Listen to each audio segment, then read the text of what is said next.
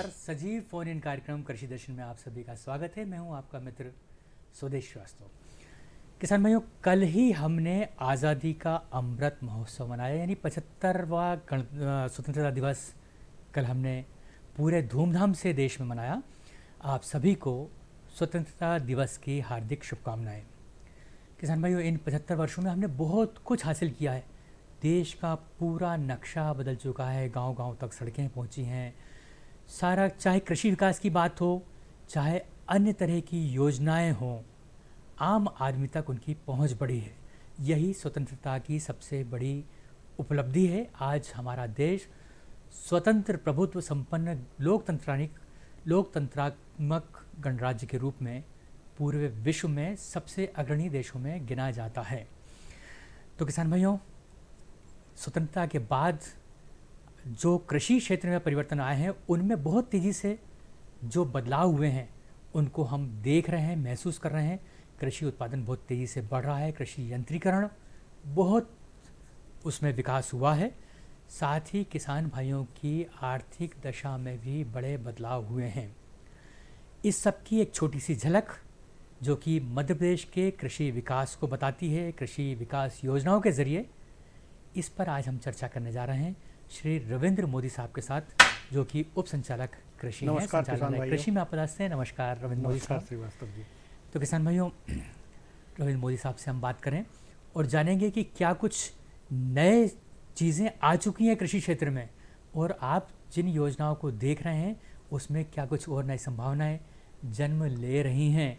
सबसे पहले मोदी साहब बात करें मिट्टी से जी, क्योंकि खेती की शुरुआत होती तो आखिरकार मिट्टी से होती है। जी। तो मृदा के क्षेत्र में क्या कुछ विभाग का योगदान है और किसानों तक जिसका सीधा लाभ हमें मिल पा रहा है? देखिए श्रीवास्तव जी, जो हमारी सरकार है वो मृदा स्वास्थ्य कार्ड किसानों को उपलब्ध करा रही है। पिछले 3 सालों से ये कार्यक्रम चल रहा है, लेकिन इस समय पे जो उसमें विशेषता आई है वो ये है कि हम जो सॉइल हेल्थ कार्ड हैं उसका सारा डेटा जो है अब जीपीएस के पर उपलब्ध करा रहे हैं। और हमारे किसान भाई, मतलब पूरे गांव-गांव की मैपिंग की जा रही है, जिससे आपको आपके खेत में मिट्टी में किस तत्व की कमी है ये किसान अपने घर पे बैठ के और नेट पे जाके जो है सर्च कर सकता है। वो देख सकता है कि मेरी मिट्टी में किस चीज़ की कमी है, उस हिसाब से वो अपना जो है उर्वरक का डोज तय कर सकता है, कौन सी फसल उसे लेनी है, उसमें कितना उर्वरक डालना है। उसके लिए बार बार जो है अब मिट्टी परीक्षण के लिए घूमने की आवश्यकता नहीं है। ये सारा डेटा हम जो है पब्लिक डोमेन में उपलब्ध करा रहे हैं किसानों के लिए। प्रदेश सरकार की इस तरह की योजना है और इसमें करीब मेरे ख्याल से लगभग 80 से 85% तक डेटा जो है अपलोड हो चुका है। 85% तक करीब काम हमारा कंप्लीट हो गया है और थोड़े से दिनों में हमारा पूरा प्रदेश जो है उसकी मिट्टियों की क्या पोजीशन है वो हम नक्शे पे देख पाएंगे। तो क्या हम ये मान लें कि अगर किसी व्यक्ति की रायसेन में भी ज़मीन है, नरसिंहपुर में भी ज़मीन है, तो क्या रायसेन से वो नरसिंहपुर की स्थिति को जान पाएगा? रायसेन से नरसिंहपुर की नहीं, यदि उसकी जमीन रायसेन में है और वो अमेरिका में बैठा हुआ है तो वो वहां से देख पाएगा कि मेरी मिट्टी में किस चीज की कमी है, और वो वहां से अपना जो भी खेत पे काम करने वाला व्यक्ति है उसको ये बता पाएगा कि साहब आप इस मिट्टी में इतना इतना जो है उर्वरक डालिएगा। तो वर्ल्ड में कहीं पे बैठ के भी अपनी मिट्टी की स्थिति को देख पाएगा। ये तो बड़ी हम इस दिशा में काम कर रहे हैं। जी। लेकिन जहाँ तक बात है मिट्टी की व्यक्तिगत अपने खेतों की परीक्षण की बात जी, इस दिशा में क्या कुछ और नए डेवलपमेंट्स? देखिए, जो अपने खेतों की परीक्षण का जो व्यवस्था है उसके लिए हम ग्रिड आधारित नमूने हमारे जो मैदानी कार्यकर्ता हैं वो लगातार ले रहे हैं, और वो नमूने लेते हुए वो जो है ना उसके टेस्टिंग कराते हैं, और वो जो टेस्टिंग का डेटा है उसी डेटा को हम अपलोड कर रहे हैं। मोदी साहब, तो थोड़ा सा रोकना चाहूँगा आपको जी। हमारे किसान भाई श्याम सुंदर जी हैं, राजस्थान के किसान हैं हालांकि, लेकिन हमसे बातचीत करना चाहते हैं। आपका बहुत स्वागत है श्याम सुंदर जी, कृपया अपना प्रश्न रखें। श्याम सुंदर जी बोले। हेलो जी, नमस्कार सर। नमस्कार जी, बहुत नमस्कार आपको। श्याम सुंदर जागरूक किसान 12 राजस्थान से बात कर रहा हूँ। राजस्थान स्टेट लगता है सर। रविंदर जी मोदी को सर मेरा प्रणाम। नमस्कार जी। नमस्कार किसान भाई, नमस्कार आपको, बहुत बहुत नमस्कार, शुभकामनाएं। पहले तो जी आपको भी शुभकामनाएं। बोलिए, अपनी बात रखें। मैं किसान भाई श्याम सुंदर 12 राजस्थान से बोल रहा हूँ। मेरा सवाल ये है सर आपसे, इस कृषि दर्शन कार्यक्रम इस सोमवार की, मेरा जैसे कि कृषि में हमारे मक्का और सोयाबीन में कीट रोग लग रहे हैं, तो कीट रोग को उसकी योजना के पर क्या प्रावधान है, उसको किस प्रकार सोयाबीन में इनकी कीट लग रहा है, यही कह रहा है। सोयाबीन और मक्का में आपने बोला, सोयाबीन बोला, मक्का बोला है? सोयाबीन मक्का दोनों दोनों में दोनों पीलिया दोनों पत्ता रोग हो रहा है, तो उसको किस प्रकार हम जी जी बिल्कुल, आपका प्रश्न हमने लिया। आपकी बात सुन ली है। आप सुनिए, आपके यहाँ पर प्रदेश में कीटनाशकों के ऊपर किस तरह की योजना है ये तो हम नहीं बता पाएंगे यहाँ से, लेकिन आपके जो फसलें हैं उनके लिए उपचार हम बता सकते हैं। अभी जो आपका सोयाबीन है वहाँ पर इस समय पे जो है वाइट फ्लाई की समस्या हो सकती है और गर्डल बीटल की समस्या हो सकती है, जो इस समय पे समय चल रहा है। सेमिलूपर्स भी इस समय पे होंगे, नेचुरली सेमिलूपर्स होंगे। तो जो आपका सोयाबीन की फसल है उसमें आप ट्राइजोफास नाम की दवा जो है वो 1 लीटर प्रति हेक्टेयर के हिसाब से अगर आप ट्राइजोफास डालेंगे तो आपको उसका नियंत्रण मिलेगा।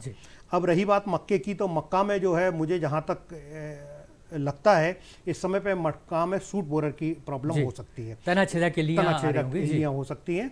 तो उसके लिए आप क्या करिए कि आपकी जो मक्के के ऊपर की पोंगली है उस पोंगली में कार्बोफ्यूरान नाम की दवा है, उसके 5-6 दाने जो है उस पोंगली में डालते जाइए हर पौधे में, उससे आपको अच्छा कंट्रोल मिलेगा और ये इल्लियाँ जो है समाप्त हो जाएंगी। कार्बोफ्यूरान दवा का नाम रखिएगा, दानेदार दवा होती है, उसको डालेंगे, आपकी इल्ली नियंत्रण होगी।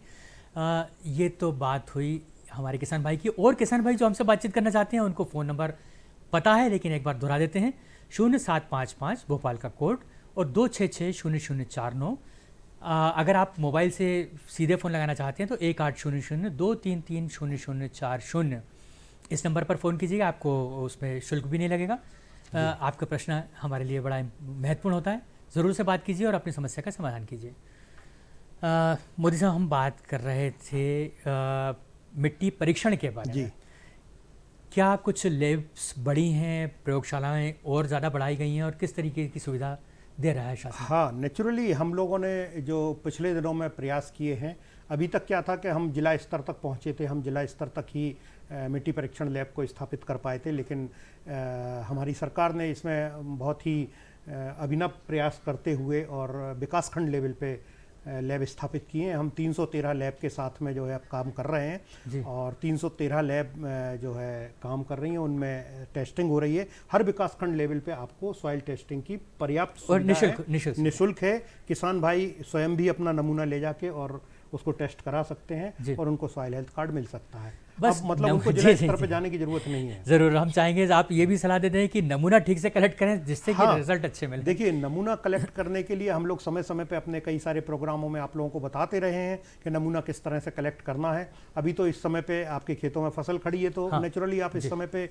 नमूना कलेक्ट नहीं कर पाएंगे, लेकिन जब आपकी फसल कट जाती है, खेत आपके खाली रहते हैं, तो आप अपने खेत को कई भागों में बांट लीजिए और उनमें चारों कोने से आपको जो है मिट्टी निकालनी है, आधा किलो। छायादार जगह से आपको मिट्टी नहीं निकालनी है, बीच में से भी जगह निकालनी है। मतलब एक आपको रिप्रेजेंटेटिव नमूना बनाना है और उसमें भी आकार के ऐसे आप एक खांचा बना लेंगे और पूरी मिट्टी जो छीलेंगे वो इस तरह से पूरी छिलना चाहिए मिट्टी, वी आकार हाँ, करीब 6 इंच की ऊपर से नीचे तक आपकी मिट्टी निकलना चाहिए। और खेत में बीच में एक जगह पे कोई कपड़ा या बोरी वगैरह बिछा लें, उसमें हर जगह का नमूना आधा किलो का इकट्ठा कर लें। बहुत कुछ हमारे किसान भाई जानते हैं। बाराबंकी के हमारे किसान हैं नंदकिशोर मिश्रा जी, ये अपना संदेश भी देना चाहते हैं, अपनी बात रखना चाहते हैं। जी मिश्रा जी। हाँ, नमस्कार सर, मैं नंदकिशोर मिश्रा। सर, मैं जानना ये चाहता हूँ कि जो छोटा किसान होता है जिसकी बहुत कम एरिया होती जमीन की, तो वो इसका किस प्रकार से लाभ उठा सकता है? दूसरी चीज, जो सरकार हम किसानों के लिए कुछ बनाती है तो उसका किसान विरोध क्यों करते हैं, इसके बारे में थोड़ा रोशनी जी, छोटे किसानों का इससे फायदा हो सके। देखिए किसान भाई, मैं सबसे पहले तो आपको धन्यवाद अदा करूंगा कि आप इतनी दूर से हमारे प्रोग्राम से जुड़े हुए हैं। बाराबंकी उत्तर प्रदेश में नियमित दर्शक, जी बिल्कुल, नियमित श्रोता हैं आप, दर्शक हैं। तो उत्तर प्रदेश सरकार भी छोटे किसानों के लिए योजनाएं बनाती। भारत सरकार की इस तरह की योजना है कि हमारे लघु और सीमांत किसान जो हैं उनके लिए ही विशेष तौर से योजनाएं बनाई जाती हैं। हमेशा हम लोगों का जो फोकस रहता है वो इस तरह से रहता है कि हमारे छोटे किसान भाई ज़्यादा से ज़्यादा लाभान्वित हों, क्योंकि जो बड़े किसान हैं वो तो बहुत सारी सुविधाएं जुटा सकते हैं, छोटे किसान नहीं जुटा सकते हैं। जहाँ तक कृषि योजनाओं की विरोध की बात है, तो ये अब अपने घर में भी अगर मान लो 4 लोग रह रहे हैं परिवार में, तो हर आदमी हर चीज़ से सहमत नहीं होता है, लेकिन मेजोरिटी देखी जाती है कि लाभ किस चीज़ से अधिकतम, परिवार के अधिकतम लोगों को लाभ किस चीज़ से मिलता है, भारत सरकार उसको देख के जो है योजना बनाती है। नेचुरल सी बात है कि हर योजना का हर किसी को फायदा नहीं मिल सकता। और हम तो बड़े गर्व के साथ ये कहते हैं कि मध्य प्रदेश में जो योजना है उसको सबसे पहले छोटे किसानों को ही छोटे ध्यान में किसानों रख के के लिए हम लोग बनाई गई है। तो जो भी योजनाएं बनती हैं उनमें हो सकता है एक्सेप्शनल केस, देखिए हर जगह पे होते हैं, किसी योजना में कुछ 2, 4, 6, 10, 20 किसानों को नुकसान हो सकता है, लेकिन जहां मेजॉरिटी को फायदा हो रहा है ऐसी योजनाएं जो है सरकार देख के और बड़ा मंत्रणा करके और बहुत सारे विशेषज्ञों के साथ मिलके, किसान समूहों से मिलके वार्तालाप करके ही योजनाएं बनाई जाती हैं जिनका लाभ किसानों तक पहुंच। तो मोदी साहब ये भी बता दें कि अगर किसान भाइयों को योजनाओं का लाभ लेना है तो कहाँ संपर्क करना चाहिए कृषि योजनाओं? देखिए किसान भाई, आप पहले से इस चीज़ से अवेयर हैं, अगर आपको योजनाओं का लाभ लेना है तो प्रदेश में विकासखंड स्तर पे तो हमारा कार्यालय है ही, लेकिन हर हलके पे आपको जो है, मतलब हर पटवारी जो वो ग्राम सेवक का क्षेत्र है उसमें आपके आरईओ उपलब्ध रहते हैं, आप उनसे भी संपर्क कर सकते हैं। और अगर आप विकासखंड लेवल पर पहुंच रहे हैं तो बहुत अच्छा है, आप विकासखंड लेवल में एसडीओ कार्यालय में जाकर संपर्क कर सकते हैं। जो किसान भाई जिला स्तर पर रह रहे हैं वो सीधे जो है उप संचालक कृषि कार्यालय में संपर्क कर सकते हैं, आत्मा कार्यालय में संपर्क कर सकते हैं, जो हमारे आत्मा के बीटीएम एटीएम हैं उनसे संपर्क कर सकते हैं। हमने ग्राम हर गांव 2 गांव के बीच में एक जो है किसान मित्र रखा हुआ है, आप उससे संपर्क कर सकते हैं। तो वैसे विभाग आप तक पहुंचता है, लेकिन आपको भी चाहिए कि विभाग तक पहुंचे। एक छोटा सा विराम लेंगे और इसके बाद बहुत जल्दी से वापस होते हैं। किसान भाई देख रहे हैं आपका अपना कार्यक्रम कृषि दर्शन, और इस कार्यक्रम में आप भी भाग ले सकते हैं। फ़ोन कीजिए 0755-266-0049 और टोल फ्री नंबर 1800-233-0040। किसान भाइयों, आप इन फ़ोन नंबर्स पर अपनी समस्या रख सकते हैं और उसका तत्काल समाधान आज के हमारे विशेषज्ञ श्री रविंद्र मोदी से प्राप्त कर सकते हैं। आप उप संचालक हैं विंध्याचल भवन, यहाँ संचालनालय कृषि में आप पदस्थ हैं। मोदी साहब, ब्रेक पर जाने से पहले हमने मिट्टी परीक्षण की बात की, लेकिन जो खेती में सबसे महत्वपूर्ण आदान है जिस पर उत्पादन का बहुत बड़ा भाग निर्भर करता है, उन्नत बीज, वो किसानों को कैसे सुलभ हो और उसका क्या महत्व होता है, इसके बारे में हम चाहते हैं कि आप प्रकाश करें। बिल्कुल सही बात है श्रीवास्तव जी, यदि हमारा बीज ही बिगड़ गया तो सारी फसल बिगड़ जाएगी। बीज के किसानों के लिए अच्छे से अच्छा बीज उपलब्ध कराने के लिए प्रदेश सरकार लगातार प्रयासरत है। जो हमारी बीज चयन है उसको सुदृढ़ किया जा रहा है। 3000 बीज ग्राम हम अलग से एक्स्ट्रा ले रहे हैं। रबी मौसम के लिए हमने जो है 11,80,000 कुंटल बीज की व्यवस्था की है, जो हमारे किसान भाइयों को उपलब्ध हो सकेगा। हम पैक्स के माध्यम से भी बीज उपलब्ध कराते हैं और जो है ना हमारी जो योजनाएं हैं उनमें भी हम जो है बीज उपलब्ध कराते हैं।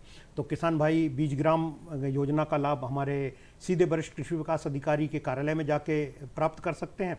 प्रमाणित बीज जो है पैक्स से भी आप प्राप्त कर सकते हैं। और जो मार्केट में प्राइवेट कंपनियां बीज उपलब्ध कराती हैं उनके ऊपर भी प्रदेश सरकार के जो अधिकारी हैं उनकी सतत निगरानी रहती है, उनकी सैंपलिंग की जाती है, बाकायदा क्वालिटी कंट्रोल करके। हमेशा प्रदेश सरकार का ये प्रयास रहता है कि हमारे किसान भाइयों के लिए अच्छे से अच्छा बीज उपलब्ध हो सके। और मुझे साहब बड़ी अच्छी बात यह है कि बीज उत्पादक समितियां बढ़ रही हैं जी, और बीज उत्पादन कार्यक्रम के प्रति किसान भाइयों की रुचि बढ़ी है। हाँ, खुद बीज पैदा कर रहे हैं, दूसरों को भी दे रहे हैं। और इसके लिए जब किसानों की रुचि बढ़ी है तो उसके लिए सरकार ने भी अपनी रुचि दिखाई है। जी, जी। आज श्रीवास्तव जी हम पंचायत लेवल पर SMSP योजना के अंतर्गत 500 मीट्रिक टन के जो गोदाम हैं वो उपलब्ध करा रहे हैं, ताकि हमारे किसान भाई जो बीज तैयार कर रहे हैं वो बीज को सुरक्षित वहाँ पे गोदाम में रख सकें। और हर पंचायत लेवल पे ये 500 मीट्रिक टन का जो गोदाम है उसके बनाने का कार्य आरंभ भी हो चुका है। तो हमारे किसान भाई उसका लाभ ले सकेंगे, क्योंकि आगामी दिनों में उनको अच्छे से अच्छा बीज उपलब्ध हो पाएगा। क्योंकि साल भर तक बीज को सुरक्षित रखना भी एक चुनौती है। अगर घर पर रहेगा, कीड़े लगे, मुश्किल होगी। सुरक्षित रखेंगे और उस बीज को आपस में बांट कर बोएंगे तो ज़्यादा उत्पादन होगा। मोदी साहब, अनुसूचित जनजाति का कल्याण जो है हमारी सरकार की हमेशा से प्राथमिकता रही है। एक नई योजना जो शुरू हो रही है कि जो मोटे अनाज हैं और खास करके बारीक लघु धान्य हैं, उसको प्रोत्साहित करने के लिए भी हमारी सरकार काम कर रही है। इस योजना यह काम कैसे करेगी, इसके बारे में हम ये आपने बहुत अच्छी बात बताई है। उत्पादन छोटे किसान करते हैं या अनुसूचित जाति जनजाति के लोग करते हैं, और उसका जो उसको जो कंज्यूम करते हैं वो बड़े लोग करते हैं। क्योंकि मतलब हर आदमी इस चीज़ को अभी तक नहीं समझ पाया कि जो हमारे छोटे अनाज हैं, मोटे अनाज जिनको हम कहते हैं, कोदो, कुटकी, राई, सबा, मंडुआ, इस तरह के जो अनाज हैं उनमें बहुत ज़्यादा न्यूट्रिशन वैल्यू होती है और उसको पहचान के आज जो बड़े लोग हैं वो उसको उपयोग करते हैं।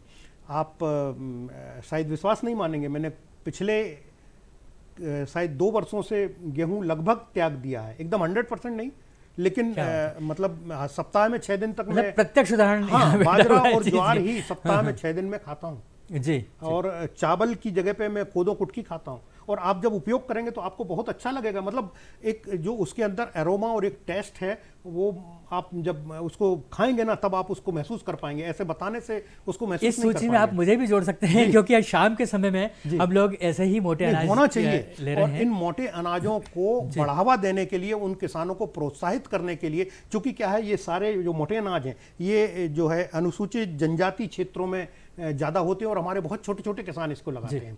उसके लिए प्रदेश सरकार जो है उद्योग विभाग के साथ में मिलके एक इसके एक्सपोर्ट की नीति तैयार कर रही है। आज क्या हो रहा है कि उन किसानों से उस प्रोडक्शन को खरीद के व्यापारी लोग और वो पैसा कमा लेते हैं, अच्छा पैसा कमाते हैं। हमारे जो किसान भाई हैं उनको सीधा पैसा नहीं मिल पाता, जो लाभ उन्हें मिलना चाहिए वो नहीं मिल पाता है। तो इसलिए मध्य प्रदेश सरकार एक एक्सपोर्ट की नीति तैयार कर रही है जिससे उन किसानों के उत्पाद को हम इंटरनेशनल मार्केट में भी ले जा पाएंगे और उसका सीधा लाभ उन किसान भाइयों के लिए मिलेगा। एक और जो हम नया डेवलपमेंट की तरफ कदम देख रहे हैं, क्या हमारे प्रदेश में भी ड्रोन्स उड़ सकेंगे? क्या हम भी GIS प्रणाली का लाभ ले सकेंगे? क्या रिमोट सेंसिंग हम भी फायदा ले पाएंगे? बिल्कुल। लेकिन इस बात पर हम चर्चा करेंगे एक छोटे से विज्ञापन के बाद।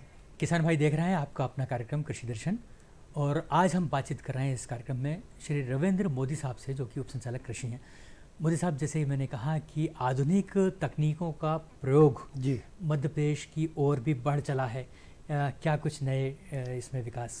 देखिए, डिजिटल तकनीकों को बुनियादी अधोसंरचना का हम विकास कर रहे हैं, जिसमें कि GIS एवं रिमोट सेंसिंग तकनीकों से भूमि का उपयोग, वाटर सेट का डाटा और फसलों के डाटा, जल प्रबंधन का डाटा, ये सारा कुछ का एक प्लेटफॉर्म हम तैयार कर रहे हैं जिससे हमारे किसान भाई उसको अपने घर बैठ के उस डाटा को लेके और उससे लाभान्वित हो पाएंगे और अपनी फसलों का या अपने फार्म का प्लान तैयार कर पाएंगे और आगामी फसलों में उसको उपयोग कर पाएंगे। और निश्चित रूप से विभाग को भी फायदा मिलेगा कि भाई सोयाबीन कितना है, मक्का कितना है, हाँ। मतलब एग्जैक्ट डाटा अगर हमको मिल गया जी तो हमारी आगे की सारी योजनाएं बनाने में हमें बहुत ज़्यादा सुविधा हो जाएगी। तो भविष्य के लिए एक बड़ी अच्छी चीज़ आने वाली है। और हमें लगता है कि जो कुछ विदेशों में हम डेवलपमेंट देखते हैं कंप्यूटर टेक्नोलॉजी के बल पर, उस दिशा में प्रदेश सरकार जो है तेजी से कदम बढ़ा रही है और आगामी जो है दिनों में हम देख पाएंगे कि ये सारा कुछ हमारा कंप्लीट हो जाएगा। लेकिन मोदी साहब, आगे बढ़ते हुए हमें पीछे की ओर भी देखने की ज़रूरत पड़ती है।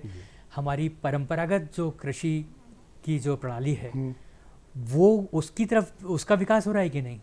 देखिए, परंपरागत कृषि विकास योजना के अंतर्गत हमने 51,422 किसानों को पंजीकृत किया है जी। हम 4 लाख हेक्टेयर तक अपना जो है जैविक खेती का रकबा बढ़ाने की ओर बढ़ रहे हैं, ये हमने लक्ष्य रखा है।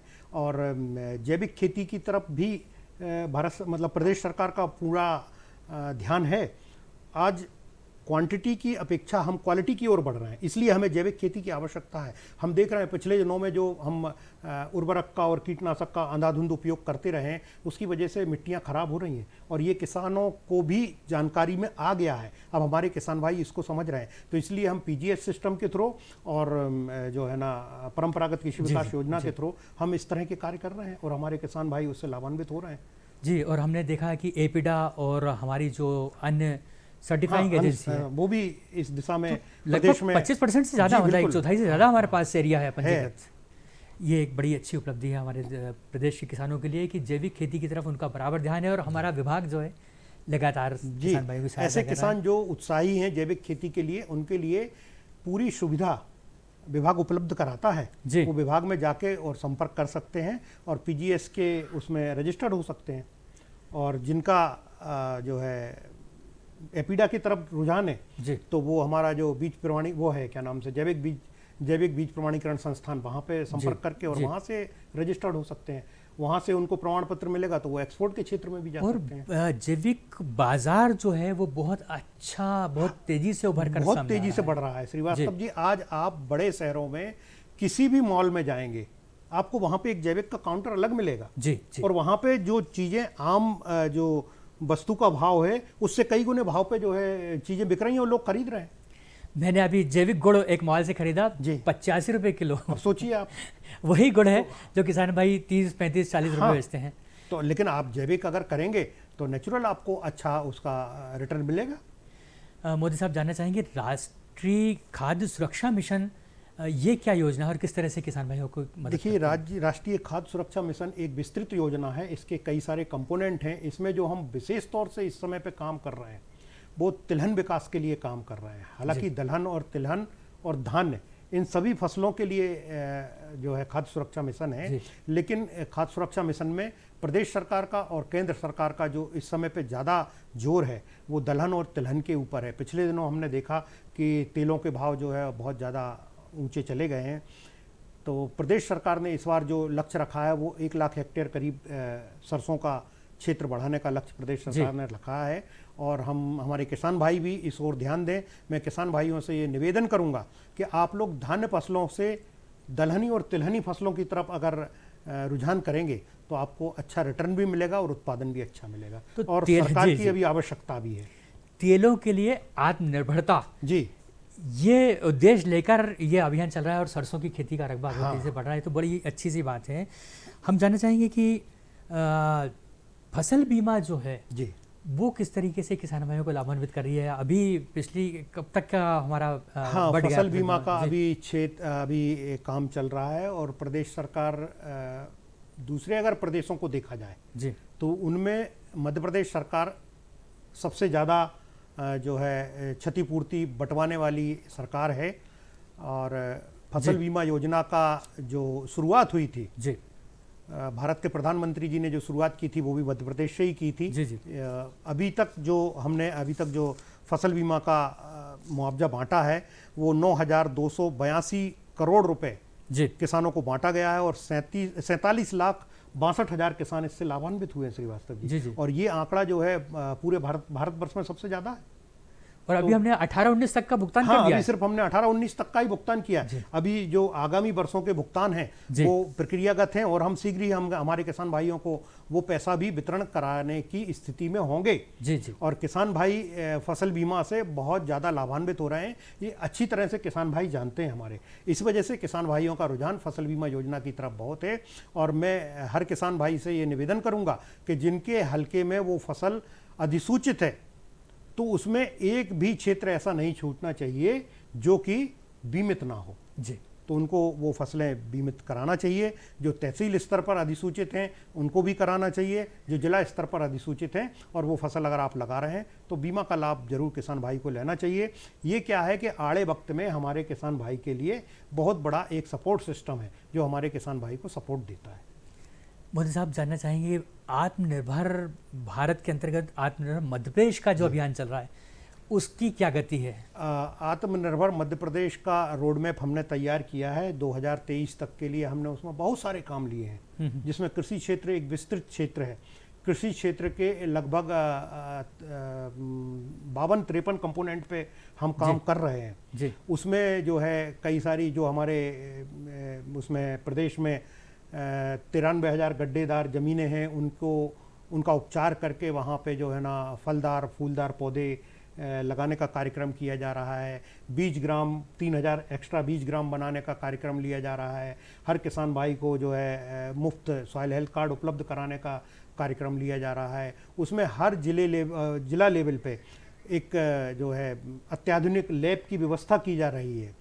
पूरे 10 जो हमारे संभाग लेवल हैं वहाँ पर बीज परीक्षण की प्रयोगशालाएं स्थापित की जा रही हैं जिसमें 9 हम कर चुके हैं। सिर्फ एक संभाग रह गया है जिसकी अधिसूचना जारी होने वाली है, वो भी चालू हो जाएगी। इस तरह से हम बहुत सारे काम तो लीजिए, खेती को लाभ का धंधा बनाने, किसानों की आय बढ़ाने और प्रदेश को आत्मनिर्भर बनाने के लिए बहुत कुछ कार्य कृषि विभाग की ओर से किए जा रहे हैं।